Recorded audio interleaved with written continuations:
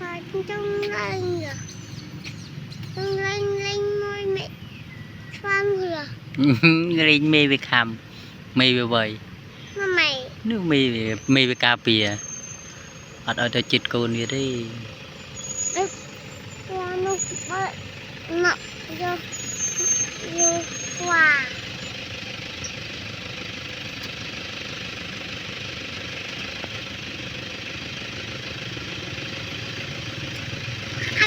lúa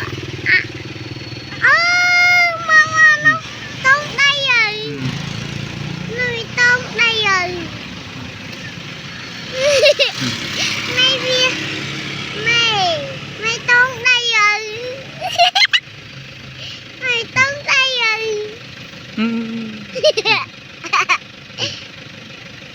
mẹ mẹ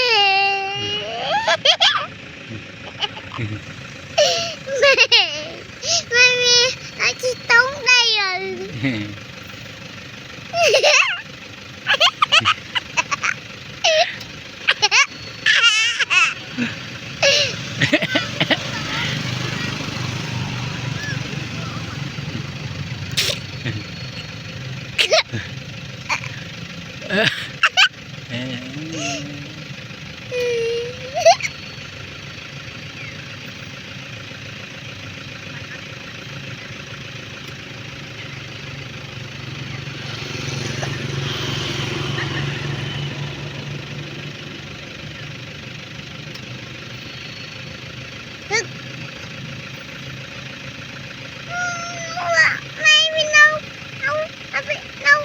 nó bị ai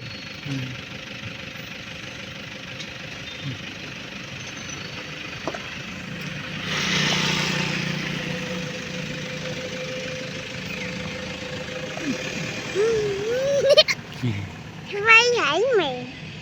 mày vay con với vay con ai bị vay với cà pìa nó về lần đi tiếp đi ắt vay bà đây nghe nó lột đỡ